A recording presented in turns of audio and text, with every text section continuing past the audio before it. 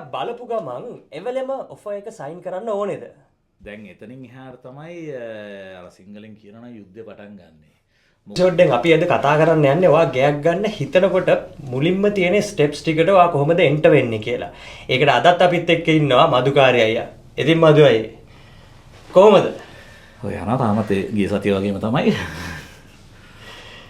ඉතින් අපි අද එකක් කතා කරන්න කලින් මම හිතපු දෙයක් තමයි හැමෝටම කියන්න මේ අපි ඇවිල්ලා ලයිසන්ස් රියල් ස්ටේට් ඒජන්ට්ස්ලා. එතකොට අපි මේ දෙන ඇඩ්වයිස් එක දෙන්නේ ඕගොල්ලන්ට මේ දේවල් ගැන ඉගෙන ගන්න. එතකොට මෙතනින් එහාට ගිය ඇඩ්වයිස් එකක් ගන්න ඕගොල්ලන්ට ඕගොල්ලන්ගේ ලෝයර් කෙනෙක් ගාවට යන්න පුළුවන්. ෆයිනෑන්ෂල් ඇඩ්වයිසර්ස්ලා, ඇකවුන්ටන්ට්ලා. එතකොට තවත් ඕගොල්ලන්ට කැමති ඕන කෙනෙක් ගාවට ගිහලා ඇඩ්වයිස් ගන්න පුළුවන්. මොකද මේ අපි මේ කියන දෙයින්ම විතරක් කිසිම දෙයක් තීරණය කරලා ගයක් ගන්න ඒ ඩිසිෂන් එකකට යන්න එපා. මොකද මේ සීරියස් එක ඉස්සරහට යනකොට ඕගොල්ලන්ට තේරෙයි ලෝයර්ස්ලාගේම ඇඩ්වයිස් එක කොච්චර අත්‍යවශ්‍යද කියන එක. අනිවාර්යයෙන් උඟක් වැදගත් එහෙම නේද? අනිවාර්යයෙන්ම අපි මොකද අපිට ලීගල් ඇඩ්වයිස් ෆයිනෑන්ෂල් ඇඩ්වයිස් දෙන්න බෑ. අපි කරන්නේ ඒ ජොබ් එක නෙමෙයි. අපි ගාව තියෙන සේල්ස් ලයිසන් එක. ඉතින් ඒක මම හිතනවා ඒක ඔයගොල්ලන්ට පැහැදිලි කියලා අපි මේ සීරීස් එක පටන් ගන්න කලින්ම අනිත් එක මොකද අපි මේ දැන් කතා කරන දේවල් ෆයිනෑන්ෂල් ඇඩ්වයිස් නෙමෙයි ඇත්තටම. මේවා ඇත්තටම මේ අපේ එක්ස්පීරියන්ස් එකෙන් අපි දැකලා තියෙන දේවල් තමයි ඔයගොල්ලොත් එක්ක බෙදාගන්නේ. එතකොට ඒවා තවත් ඔයගොල්ලන්ට හොඳට තේරුම් ගන්න පුළුවන් ෆයිනෑන්ෂල් ඇඩ්වයිසර් කෙනෙක් හම්බෙලා ඒ දේවල් ගැන කතා කරාම. අනිවාර්යෙන්. දැන් අපි උතර වචන දෙක තුනක්ම යූස් කරා. සමහරවිට ඕගොල්ලෝ බලන්න ඇති ඕගොල්ලෝ දැන් ගයක් ගන්න පටන් ගන්න ස්ටේජ් එකේ නම් ඉන්නේ. ඕගොල්ලෝ බලන්න ඇති කවුද මේ ෆයිනෑන්ෂල් ඇඩ්වයිසර් කෙනෙක් කියන්නේ. මොකටද මට ලෝයර් කෙනෙක් ගයක් ගන්න. මෙන්න මේ වගේ දේවල් ඕගොල්ලන්ට පැහැදිලි කරන්න තමයි මේ වීඩියෝ එක අපි අරන් ඇවිල්ලා තියෙන්නේ. ඉතින් මදුවේ අපි මුලින් ඉඳලා මෙයා ඔයා හිතන්නකො මම තමයි දැන් මේ ගේ ගන්න අලුතෙන්ම මාකට් එකට එන්ටර් වෙන්න යන්නේ. ඔව්. මොකද්ද මම මුලින්ම කරන්න ඕනේ දේ? දැන් අපි හිතමු හසි දැන් ඔයා ගයක් ගන්න ලෑස්ති වෙනවයි කියන්නේ ඔයාට ඩිපොසිට් එකක් හදාගෙන තියෙනවා. මේක දැන් 5% වෙන්න පුළුවන්, 10% වෙන්න පුළුවන්, තවත් සමහරවිට 20% තියෙනවා.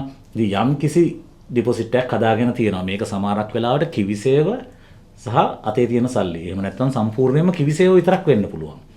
එතකොට දැන් ඊට පස්සේ තියෙන ප්‍රශ්නේ ඇවිල්ලා 5% වලට ගයක් ගන්න පුළුවන්ද කියන එක. දැන් මොකද මේක බැංකුවට ගියාට පස්සේ මේක ජෙනුවින්ලි ඔයගොල්ලෝ සේව් කරලා තියෙන ඩිපොසිට් එකක්. මේ ජෙනුවින් ඩිපොසිට් එකත් අරගෙන ඔයගොල්ලන්ගේ ඉන්කම් එකයි මේ හැමදේමත් එක්ක අපි මම හුඟක් වෙලාවට රෙකමෙන්ඩ් කරන්නේ ෆයිනෑන්ෂල් ඇඩ්වයිසර් කෙනෙක්, මෝගේජ් බ්‍රෝකර් කෙනෙක් දෙකම එකයි. අපි ඒ කියන්නේ සාමාන්‍යයෙන් හැම මෝගේජ් බ්‍රෝකර් කෙනෙක්ම ලයිසන් එකක් තියෙන ෆයිනෑන්ෂල් ඇඩ්වයිසර් කෙනෙක්. ඉතින් ගිහිල්ලා හම්බ වුණාම ඒගොල්ලෝ ඔක්කොම චෙක් කරලා කියනවා ඔයගොල්ලන්ට මේ වගේ ගානකට තමයි යන්න පුළුවන් කියලා. හැබැයි දැන් මෙතනදී ප්‍රශ්නේ තියෙන්නේ මම දන්න විදිහ මගේ දැනුමට අර ඉස්සෙල්ලා කිව්වා වගේ ෆයිනෑන්ෂල් ඇඩ්වයිසර්ස් නෙමෙයි මම දන්න විදිහට සමහරක් ෆයිනෑන්ෂල් ඉන්ස්ටිටියුෂන්ස් එහෙම නැත්නම් සමහරක් බැංක්ස් 100%ට දෙන්නේ නැහැ. මොකද ඔය වගේ දෙයක් වුණාම ඇරදී මම ක්ලයන්ට් කෙනෙක්ට එයා 100%කට ගන්න ASB එකට ගිහිල්ලා දුන්නා. මම හිතන්නේ ASB එකෙන් බෑ කියලා තිබුණා. මම දන්නේ දැන් ඒගොල්ලෝ දෙනවද නැද්ද කියලා ඉවරලා ආයෙ පාරක් මේක ෆයිනෑන්ෂල් ඇඩ්වයිසර් කෙනෙක් ගාවට යන්න ඕන කාරණයක්. අන්නේ හර ඉතින් මේ එතකොට ඕගලන්ට ඉන්ඩිකේෂන් එකක් හම්බ වෙනවා අපි මොන වගේ ප්‍රයිස් බ්‍රැකට් එකකට යන්න පුළුවන්ද. දැන් ඔයා ගියාම ඔයාගේ ආදායම් වියදම්, ඔයාගේ පවුලේ දරුවෝ කී දෙනෙක් ඉන්නවද, ඔයාගේ දැනට තියෙන වියදම් මේ හැමදේම දුන්නම ඒගොල්ලෝ බැංක් ස්ටේට්මන්ට්ස් බලලා ඒගොල්ලෝ කියනවා රයිට් මේ වගේ ගානකට ඔයාට යන්න පුළුවන් ලෝන් එකට. එතකොට ඕගලන්ගේ ඩිපොසිට් එකට එක්ක මෙච්චරකට යන්න පුළුවන්. අපි හිතමු ඔයා ගාව 70000ක් තියෙනවා කියලා. සමහරක් වෙලාවට ෆයිනෑන්ෂල් ඇඩ්වයිසර් කියයි රයිට් 10%ක ලෝන් එකකට ගෙනියන්න පුළුවන් ලක්ෂ 6කට විතරයි කියලා. ඒක මොකද 70000 තිබුණයි කියලා ලක්ෂ 7කට යන්න බෑ. ඔයගොල්ලෝ ඉන්කම් එකත් බලපානවා. ඒතකොට මේ මූලිකම දේ ඇවිල්ලා ඉවර වෙලා මොකද ඔයා ගන්න තැන තීරණය කරන්න කලින්. එතකොට මොන වගේ ගියක්ද කියන එක තීරණය කරන්න ඔක්කොටම කලින්. මොකද අපි ඌක ඇත්තටම දැන් ලංකාවට ගියාම අනිත් පැත්තනේ අපිට අවශ්‍ය ගේ ගන්න අපි කොහොම හරි යනවා. දැන් මෙහෙ ඇවිල්ලා අපිට ලැබෙන මෝගේජ් එකත් එක්ක ඊට පස්සේ තමයි අපි අනිත් ස්ටෙප්ස් වලට යන්න ඕනේ. අනිවාර්යයෙන්. එතකොට අපි දැනගෙන ඉන්න ඕනේ කොච්චර ප්‍රමාණයක් අපිට අෆෝඩ් කරන්න පුළුවන්ද ගේ ගන්න කියන එක. ඔව්. ඒකට මම තව චූටි දෙයක් එකතු කරන්න කැමතියි. අපි ලංකාවේ ඉඳලා ඇවිල්ලා අපිත් ආසයි ලස්සන වාහනයක් පදින්න, ඒ වගේම ලස්සන වොච් එකක් දාන්න, හොඳ ලැප්ටොප් එකක් යූස් කරන්න. ඉතින් මේ වගේ වෙලාවට මම දැකපු දෙයක් තමයි අපේ කමියුනිටි එකේ තියෙනවා. අපි ගොඩක් වෙලාවට ෆයිනෑන්ස් එකක් දාලා එහෙම නැත්නම් තව ලෝන් එකකට ගිහිල්ලා තමයි මේ වගේ දේවල් ගන්නෙ. ඉතින් මේවා materials. end of the day මේකේ depreciation asset එකක් තමයි ඒගොල්ලෝ end of the day අරන් තියන්නේ. ඉතින් මම දැකලා තියෙනවා මේ ගෙවල් ගන්න අත ළඟ තියාගෙන. ඒ කියන්නේ ඒගොල්ලන්ගේ steps ගොඩක් හරි. හැබැයි ගිහිල්ලා වාහනයක් ගන්නවා. ඊට පස්සේ ඒගොල්ලන් ඒ හිතන්නේ නැති පාර්ට් එක තමයි අර ඒගොල්ලන්ට එතකොට මිලියන් යන්න පුළුවන් වෙච්ච එක අර වාහනේ ගත්ත ගමන් ඒ යන්න පුළුවන් මිලියන් කැපැසිටි එක අඩු වෙලා තියෙනවා. මොකද ඒක ඔයා කිව්ව කතාව ඇත්ත. මොකද මමත් දැකලා තියෙනවා ගාක් ක්ලයන්ට්ස් ලගේ. ඒ කියන්නේ ඒගොල්ලෝ සමහරක් වෙලාවට බැංකුවට හරි ගිහිල්ලා බැංකුවට ඇප්ලිකේෂන් දැම්මම මුගක් වෙලාවට බැංකුවෙන් ඇවිල්ලා කියනවා රයිට් ඔයාලට වාහන ලෝන් එකක් තියෙනවා. මෙතන මේ වගේ හයි පර්චේස් කරලා තියෙනවා. එහෙම නැත්නම් මේ මෑතදී එක ක්ලයන්ට් කෙනෙක් කතා කරලා කිව්වා මට කියනවා මගේ ආෆ්ටර් පේ account එක නවත්තන්න කියලා ඉවරලා. දැන් ආෆ්ටර් පේ වුණත් ඒක ඒගොල්ලෝ කන්සිඩර් කරන්නේ ඒ තියෙන ක්‍රෙඩිට් ලිමිට් එක ලෝන් එකක් විදියට. ඒක පාවිච්චි කරලා තිබුණා හෝ නොතිබුණා. මොකද ඒක තමයි මම ඒ ක්ලයන්ට්ගෙන් දැනගත්ත දේ. දැන් ඔය දේවල් වල ඒ කියන්නේ හුඟක් වෙලාවට ලොකුම දේ ෆයිනෑන්ෂියල් ඇඩ්වයිසර් කෙනෙක් හම්බ වෙන්න ඕනේයි කියලා ඒගොල්ලෝ ඔක්කොම චෙක් කරනවා. ඔයාලට මොනවද තියෙන ලෝන්, ඔයාලට හයි පර්චේස් තියෙනවද? ඒ දේවල් ඔක්කොම චෙක් කරලා කියනවා රයිට් ඔයා මේ ලෝන්ස් ටික අඩු කරගත්තොත් එහෙම නැත්නම් අපි තුමු මේ වාහනේ විකුණුවොත් විකුණලා ඒ ලෝන් එක අයින් කරොත් ඔයාලට තව මෙච්චරක් උඩට යන්න පුළුවන් ප්‍රයිස් එකකින්. එතකොට එතන තමයි මම හිතන්නේ අපි ගියක් ගන්න ලෑස්ති වෙච්ච ගමන් අපි දැන් දන්නවා අපි ඩිපොසිට් එකක් කියන එක එකතු කරගත්තට පස්සේ අරක තමයි පළවෙනිම දේ. ගිහිල්ලි වෙලා හරි ඇඩ්වයිස් එක ගන්න එක. සමහරක් වෙලාවට ඕගොල්ලන් ඒ කියන්නේ ඒගොල්ලෝ මම දැකලා තියෙනවා ප්ලෑන්ස් දෙනවා මාස 3ට මාස 6ට. හරි අපි ඊළඟ මාස 3 මේ දේවල් කරගෙන ඕගොල්ලෝ එන්න. හරිද? එතකොට අපිට මේ දේ කරන්න පුළුවන් කියන එක. ඉතින් ඒක නිසා හොඳම දේ හොඳ ෆයිනෑන්ෂියල් ඇඩ්වයිසර් කෙනෙක් හොයලා කනෙක්ට් වෙන එක. අනිවාර්යෙන්. ඉතින් අපි දැන් අපි මේක මේ පළවෙනි ස්ටෙප් එකේදී ඇයි අපි මේ ෆයිනෑන්ෂියල් ගැනම විතරක් කතා කරන්නේ මදුවයි? මොකද මෙහෙමයි ඕක ඇවිල්ලා දැන් අපිට ගෙයක් ගන්න බැහැනේ අපිට බැංකුවෙන් ලෝන් එකක් දෙන්න නැතුව. බැංකුවෙන් ලෝන් එකක් දුන්නොත් තමයි ගෙයක් ගන්න පුළුවන් වෙන්නේ. හරිද? නැත්තම් මෙහෙමයි ගන්න බැරි කමක් නැහැ. අනිවාර්යෙන් සල්ලි තියෙනවා නම් අතේ දැන් අපිට ගන්න ඕන ගන්න ලක්ෂ 7ක් හරි 8ක් හරි අපේ බැංක් account එකේ තියෙනවා නම් ඕනම කෙනෙක් ටක් ගාලා ගිය දීලි ඉවරලා ගන්න පුළුවන්. එහෙම නැති අවස්ථාවල දැන් අපිට ඩිපොසිට් එකක් විතරයි නම් තියෙන්නේ අපිට ඊටු සල්ලි බැංකුවෙන් ගන්නම වෙනවා. ඒ ගන්න වෙනවා නම් එතකොට බැංකුවෙන් ලෝන් එක දෙන්න පුළුවන් තත්වයක හොඳ කන්ඩක්ට් එකක් අපේ තියෙන්න ඕනේ. අනිවාර්යයෙන්. ඉතින් මේ පිළිබඳව ෆයිනෑන්ෂියල් ඇඩ්වයිස් ගැන සහ මෝගේජ් බ්‍රෝකර් කෙනෙක්ගේ තියෙන ඒගොල්ලන්ගේ තියෙන කරුණු කාරණා ගැන කතා කරන්න අපි මේ සීරීස් එක ඉස්සරහට යනකොට අපි බලාපොරොත්තු වෙනවා ෆයිනෑන්ෂියල් ඇඩ්වයිසර් කෙනෙක් සහ මෝගේජ් බ්‍රෝකර් කෙනෙක්ව මේකට සම්බන්ධ කරගන්න. ඉතින් අපි ඒක ඊගාව එපිසෝඩ්ස් වලදී බලමු. හරි. අපි දැන් මෝගේජ් එක අපි පොඩි ටච් බේස් එකක් දුන්නේ again අපි ෆයිනෑන්ෂියල් ඇඩ්වයිසර්ස් ලවත් මෝගේජ් බ්‍රෝකර්ස් ලවත් නෙමෙයි මේ පිළිබඳව කියන්න. මේ අපේ අත්දැකීම සහ අපි දැකපු දේවල් ගැන පොඩි අදහසක් දෙන්න තමයි මේ අපි try කරේ. හරි. දැන් අපි හිතමු මෙහෙමයි අපිට දැන් මෝගේජ් ඇඩ්වයිසර් කෙනෙකුත් මේ මෝගේජ් බ්‍රෝකර් කෙනෙක් ඉන්නවා අපිට. එයා අපිට යම්කිසි ඉන්ඩිකේෂන් එකකුත් දීලා තියෙනවා ඔයගොල්ලන්ට මෙච්චර වගේ ගේකට යන්න පුළුවන් කියලා. එතනින් එහාට අපි මොකද කරන්නේ? දැන් එතනින් එහාට තමයි අර සිංහලෙන් කියනවා යුද්ධය පටන් ගන්නෙ. මොකද දැන් අපි හොයාගන්න ඕනේ ගයක් දැන් එකක් අංක එකටම තමන් ගන්න ඕනේ ඒරියා එක ඩිසයිඩ් කරන්න ඕනේ. දැන් මේකෙදි සමහරක් තැන්වලදී හුඟක් අය දැන් බජට් එක මම අර එදා කිව්වා වගේ ගිය එපිසෝඩ් එකේ අපි කතා කරේ අපේ තියෙන බජට් එකට හරියන ඒරියා එක සිලෙක්ට් කරගන්න ඕනේ. හරිද? අපිට උදාහරණයක් විදිහට අපිට දැන් රෙවියුර වලින් ගයක් ගන්න නම් රෙවියුර ගන්න පුළුවන් බජට් එකක් ලැබිලා තියෙන්න ඕනේ බැංකුවෙන්. අපි තුමු සවුත් ඕක්ලන්ඩ් හරි වෙස්ට් ඕක්ලන්ඩ් හරි ගන්න පුළුවන් බජට් එකක් තියෙන අපිට රෙමියුර වලින් ගයක් හොයලා වැඩක් නැහැ. මොකද ඒක හොයන්න බෑ. හරි අමාරුයි. අනිත් එක හොයාගත්තත් ඒක අර පොඩි ගයක්. සමහරක් වෙලාවට මේ 1 bedroom 2 bedroom වගේ. එතකොට අපි මං හිතන්නේ මෙතනදී අංක එකටම කරන්න ඕනේ අපේ ඒරියා එක ඩිසයිඩ් කරගන්න ඕනේ. එතකොට ඒ ඒරියා එක obviously ඩිසයිඩ් කරනකොට ළමයින්ගේ ඉස්කෝල වැඩට යන්න පුළුවන් ක්‍රම මේ හැම දෙයක්ම බලලා ඉවර වෙලා ඒ වගේම ඒකෙදි පොඩ්ඩක් ඕපන් මයින්ඩ් වෙන්න ඕනේ. මොකද අපි දැන් ට්‍රේඩ් මේ one roof මේ වගේ homes.com මේ වගේ හුඟක් tools තියෙනවා public tools. එතකොට අපිට ගිහිල්ලා බලන්න පුළුවන් එක එක areas වල ඒ වගේ දැන් අපි තුමු 3 bedroom එකක් 2 bathrooms එක නම් බලන්නේ අපි තුමු top budget එක 750 හරි 800 හරි කියමුකෝ ලක්ෂ 800 කියන්නේ ලක්ෂ 8ක් කියන එක. ලක්ෂ 8ක් නම් එතකොට අපිට ලක්ෂ 8කට ඒ afford කරන්න පුළුවන්. ඒ ගණන් වලට විකිනලා තියෙන පැති අපි එක එක සබර්බෙන් සබර්බ් එකට පොඩ්ඩක් බලාගෙන ගිහිල්ලා ඉවර වෙලා පොඩි රිසර්ච් එකක් කරන්න ඕනේ. කරලා ඉස්සලා හොයාගන්න ඕනේ අපේ ඒරියා එක කොහෙද තියෙන්නේ කියන එක. දැන් මේ ඒරියා එක හොයාගත්තට පස්සේ ඊළඟට තමයි අපි ඇක්ටිව් වෙන්න ඕනේ අපිට හරියන ගෙවල් හොයන්න. දැන් tools තියෙනවා TradeMe, OneRoof, realestate.co.nz. දැන් උදාහරණයකට දැන් සාමාන්‍යයෙන් මම රෙකමන්ඩ් කරන්නේ බයස්ලට TradeMe app එක download කරගන්න ෆෝන් එකට. ඩවුන්ලෝඩ් කරලා අපි තුමු උදාහරණයකට එලස්ලි කියන සබර්බ් එකේ නම් හොයන්නේ එලස්ලි සබර්බ් එකේ එකපාරක් සර්ච් කරාම උඩ ඒ සර්ච් එක තියෙනවා. ඔයා හැම වෙලේම මේක ටැප් කරන්න එන ගෙවල් ටික ලේටස්ට් ලිස්ටින්ග්ස් බලන්න පුළුවන්. එතකොට මේක බලන්න එතකොට එන ලිස්ටින්ග්ස් වලින් හරියන ඒවා බලන්න පුළුවන්. දැන් අපි එහෙම ඊට පස්සේ සමරයිස් කරගන්න ඕනේ අපි ගිහිල්ලා බලන්න ඕන ගෙවල් ටික. මේ සමරයිස් කරගන්නකොට මම පර්සනලි මං කියන දෙයක් තමයි ප්ලාස්ටර් ගෙවල් අවොයිඩ් කරන්න. මොනොලිතිකල් ක්ලැඩින් එක අවොයිඩ් කරන්න.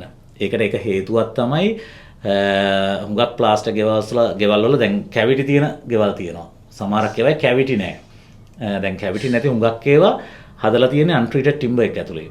ඒ දවස්වල බිල්ඩින් කෝඩ් එකේ ඒක. එතකොට ඕක තමයි අර ලීකි කතාවක් කියන්නේ. ලීකි කියන්නේ මේ වතුර ගලාගෙන යනවා නෙමෙයි. දැන් මේ ජොයිනරිස් වලින් මේ මොයිස්චර් එක එන්න පටන් ගන්නවා අතුලට. එනකොට ඩැමේජ් එකක් වෙනවා ඒ බෝල් එක. මේ එකේ මොකද ඒක දැන් අන්ට්‍රීටඩ් ටිම්බර් තියෙන්නේ අනිත් එක. දැන් එතන වතුර එනකොට ඕක මේ එක ලී හැමරෙන්න පටන් ගන්නවා. දැන් මේ වගේ දෙයක් ඒ ප්ලාස්ටර් වල තියෙන්නේ. ඊට පස්සේ හුඟක් අය කැමති බ්‍රික් ඇන්ඩ් ටයිල් ගෙවල් වලට. බ්‍රික් ඇන්ඩ් ටයිල් හොඳයි. එතනින් ගියාට පස්සේ වෙදර් බෝඩ් ගෙවල් තියෙනවා. දැන් මේ වගේ දැන් අපි ඉස්සෙල්ලා සමරයිස් කරගන්නවා මේ යන ටික. ඒකෙදි ක්ලැඩින් එක අපි ක්ලැඩින් කියලා කියන්නේ දැන් එළිය බ්‍රික් ඇන්ඩ් ටයිල්ද වෙදර් බෝඩ්ද මොකද්ද කියන්නේ ක්ලැඩින් එක මොකද්ද කියලා අනිවාර්යෙන් බලන්න යන්න කලින්. දැන් ඊළඟට හුඟක් අය ගිහිල්ලා ටවුන් හවුසස් ගන්නවා. දැන් ටවුන් හවුසස් එක දැන් ට්‍රෙන්ඩ් එක දැන් හුඟක් බහුතරයක් තියෙන බ්‍රෑන්ඩ් නිව් එකම ටවුන් හවුසස් තියෙනවා. ඒතර මේ ටවුන් හවුස් එකක් ගන්නකොට මම දැකපු හුඟක් දෙයක් තමයි සමහර දැන් මගේ යාළුවන්ගේ සමහරක් වෙලාවට ගෙට ගෙවදින ඒවට ගිහිල්ලා බැලුවම මේක ඇත්තටම දැන් එක්කෝ අරගෙන තියෙන්නේ දැන් ගේ පේලිය මෙහෙම තියෙනවා නම් දැන් මේ පැත්තේ තමයි නැගෙනහිර තියෙන්නේ. ඉර නැගින්නේ මේ පැත්තෙන් ඇවිල්ලා මේ පැත්තට බහින්නේ. එතකොට දවසේ කොයි වෙලාවකවත් ගේ ඇතුළට ඉර වැටෙන්නේ නැහැ හරියට. ගේ ඇතුළ සෑහෙන්න අඳුරුයි. කොයි වෙලේ ගියත් ගේ ඇතුළ සෑහෙන්න අඳුරුයි.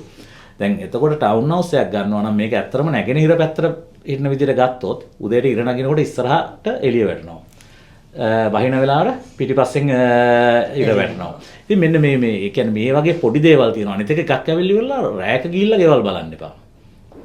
රෑක ගියාම ඔයාට එතන එන්වයරන්මන්ට් එකේ ඒරියා එක මොනවත් තේරෙන්නේ නැහැ. ඉතින් හොඳම දේ හොඳ දවල් වරුවක ගිහිල්ලා ඉවර වෙලා ගේ බලන එක. මොකද හැමදේම ගේ ඇතුළ වුණත් හොඳට බලන්න පුළුවන්. ඒ කියන්නේ දෙන ප්‍රශ්න සමහරක් වෙලාවට ගෙදර තියෙන ඩැමේජස් මේ වගේ දේවල් හොඳටම බලන්න පුළුවන්.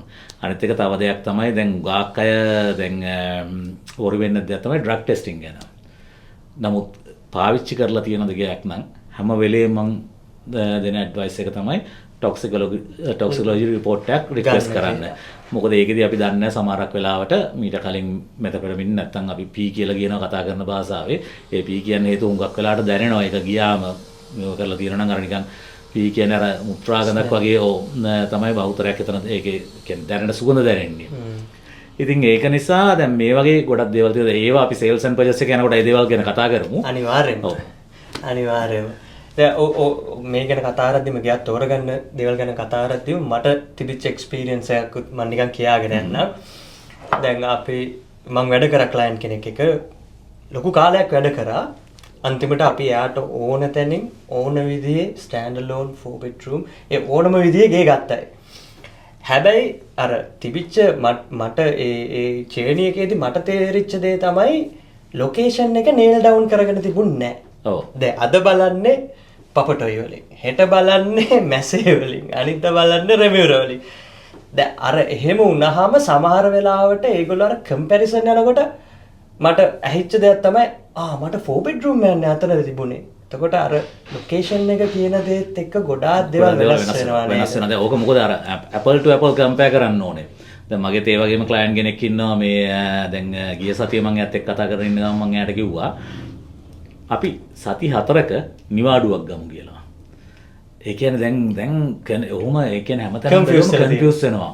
ඒක හරි මාර ෆ්‍රස්ට්‍රේටින්. ඒ ගෙවල් බලනවා දැන් සති ගණන් හැම වීකෙන්ඩ් එකේම ඕක තමයි කරන්නේ. වැඩ ඇරලා එනකොටත් ගෙවල් බලන්න යනවා. එතකොට ඕක ටික දවසක් යනකොට ෆ්‍රස්ට්‍රේට් වෙනවා. ඉතින් එතකොට හොඳම දේ කරන්න තියෙන දේ පොඩි බ්‍රේක් එකක් ගන්න ඕනේ. සත් දෙක තුනක් ගෙවල් ගැන හිතන්නේ නැහැ. ඔව්. මොකද ඇප්‍රූවල් එක තියෙනවා. ඕනොත් රිනිව් කරගන්න පුළුවන්. හැබැයි අර ඒ නිවාඩුවක් අරගෙන ඊට පස්සේ අලුතෙන්ම ඇනලයිස් කරගත්තම ඔක්කොම ඇනලයිස් කරගෙන මොකද ගියේ ඒ එක්ස්පීරියන්ස් උත් ඔක්කොම තියෙනවනේ. ආය අලුතෙන් බලන්න පටන් ගත්තට පස්සේ අලුත් ඇහැකින් අලුත් දේවල් දකින්න පුළුවන්. අනිවාර්යයෙන්. තව මම මට ඒත් එක්කම තව මම දැකපු දෙයක් තමයි ඒජන්ට් කෙනෙක් කියපු පළියකටම මිනිස්සෙක් ඒක පිළිගන්නේ නැහැ. මේ මං හවුස් එකක් පෙන්නලා මේ හවුස් එක ඒක කොච්චර සාධාරණවත් ඒ ගාන ඒ ක්ලයන්ට් ඇත්තටම එයාගේ රිසර්ච් එක කරලා එතනට ආවම මට හරි ලේසියි. මම ඒක කියපු ගමන් එයාට දෙනවා yes this is the value of this property කියන එක. දැන් මේවයි ඕකේ දැන් එක පැත්තක් තියෙනවා සි දැන් අපි රියල් ස්ටේට් ඒජන්ට්ස් ඇක්ට් එක විදිහටනේ අපි වැඩ කරන්නේ. අපි කාටවත් බොරු කියන්න බෑ.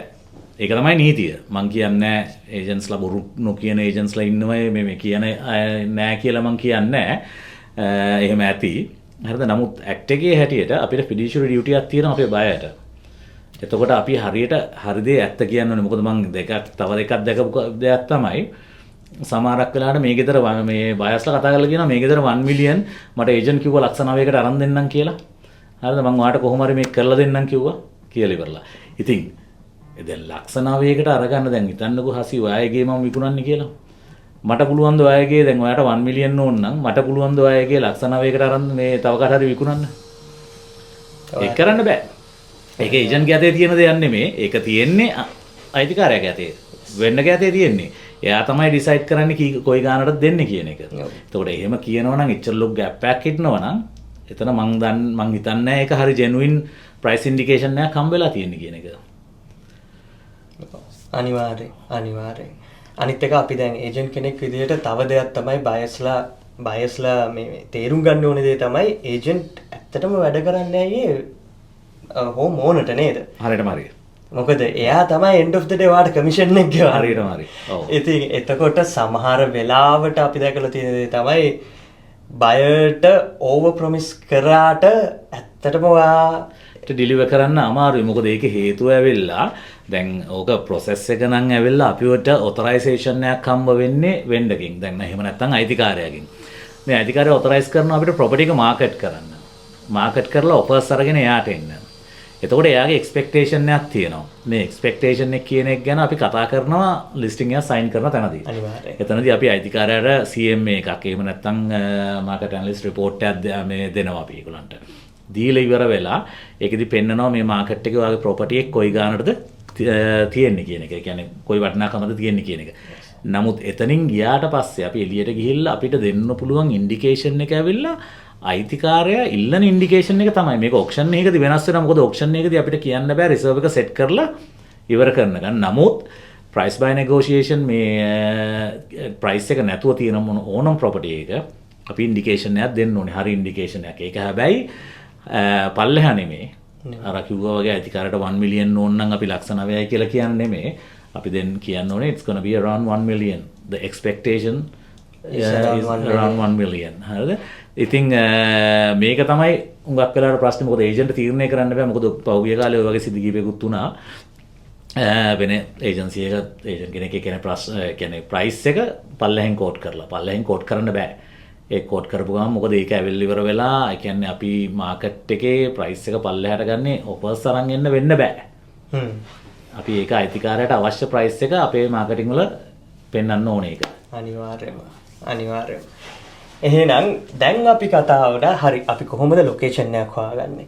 ඊට පස්සේ කියන්නකෝ දැන් තව ප්‍රශ්නයක් අපිට මේ අපි මේ ඉන්ඩස්ට්‍රි එකේ ඉන්නකොට එන ප්‍රශ්න තමයි. තව දෙයක් තමයි සමහර වෙලාවට මේ රෙන්ටල් ඉන්කම් කියන එක.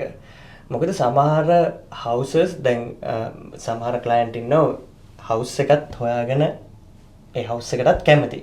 ලොකේෂන් එකටත් කැමති. බජට් එකත් ඕල්මෝස්ට් තියෙනවා. හැබැයි පොඩි වෙනසක් තියෙනවා. අපි දැකලා තියෙනවා මේ රෙන්ටල් ඉන්කම් එක පෙන්නලා ඔයාලට කැපැසිටි එක වැඩි කරගෙන යන්න පුළුවන් දැන්. ඒ ඇවිල්ලා ඉන්වෙස්ට්මන්ට් ප්‍රොපර්ටි එකට යනකොට දැන් ඉන්වෙස්ට්මන්ට් ප්‍රොපර්ටි එකට යනකොට ගන්නකොට හුඟක් වෙලාවට බැංකුවෙම ඉල්ලනවා රෙන්ටල් අප්‍රයිසල් එකක්. yes. මොකද එතකොට ඒගොල්ලොත් ඒකත් කන්සිඩර් කරනවානේ මේ මම හිතන්නේ ලෙන්ඩින් දෙන්න කලින්. එතකොට ඒක දෙන්න ඕනේ.